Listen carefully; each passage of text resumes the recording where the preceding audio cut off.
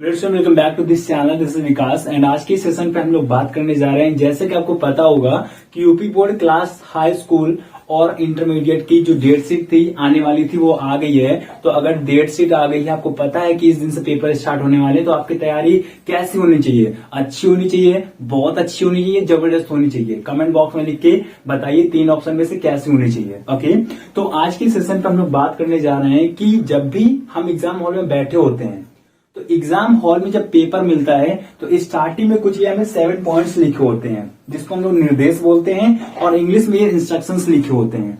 But Hindi में तो हम लोग पढ़ लेते हैं, बट इंग्लिश में लोग पढ़ते नहीं है। क्यों?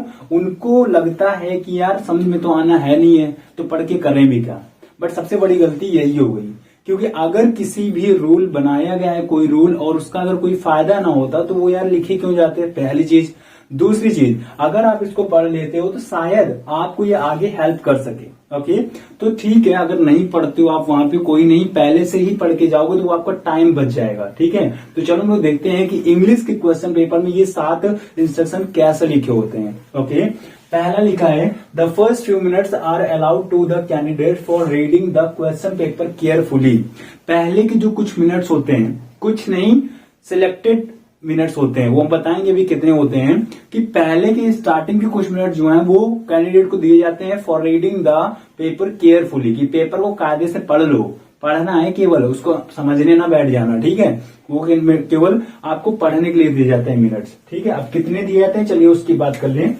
पेपर आपका स्टार्ट होगा 8 o'clock to 11:15। ओके, तो आपका जो 3 घंटे 15 मिनट का पेपर है, तो स्टार्टिंग के जो 15 मिनट होंगे वो आपको केवल और केवल रीड करना है आपका पेपर, क्वेश्चन पेपर। ओके, उसके बाद में आपका 8:15 से पेपर स्टार्ट होगा 11:15 तक। वो 3 घंटे आपके होंगे पेपर को सॉल्व करने के। ओके, तो आप समझ गए 15 मिनट में आपको पेपर को पढ़ना है। ओके, सेकंड बात करते हैं, all the questions are compulsory, मतलब कि सारे क्वेश्चन करने क्या होते हैं? कंपल्सरी हैं, करने ही करने हैं, अनिवार्य है, लिखा होता है ना, सारे क्वेश्चन करने अनिवार्य हैं, तो वही ये कंपल्सरी है।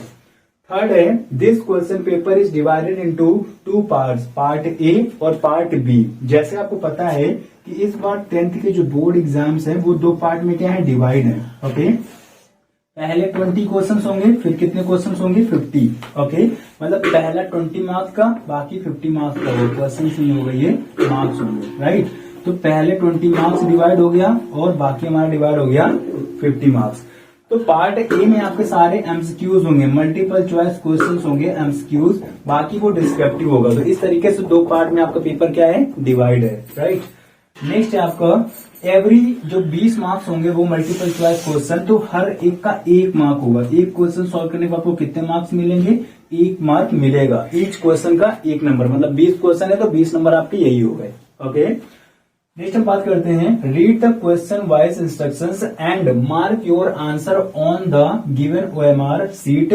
डोंट इरेज, कट और use whitener on the OMR sheet. Okay, मतलब कि जैसे जैसे आपको इंस्ट्रक्शन दिए जाते हैं, ऊपर एक क्वेश्चन होगा, 4 ऑप्शन होंगे, तो क्वेश्चन पढ़ के आपको जो आंसर सही लगता है उसको टिक कर दीजिए। लेकिन एक बार टिक होने के बाद में ना तो आप उसको इरेज करेंगे, ना तो आप उसको कट करेंगे, ना ही आप उसमें व्हाइटनर चलाएंगे।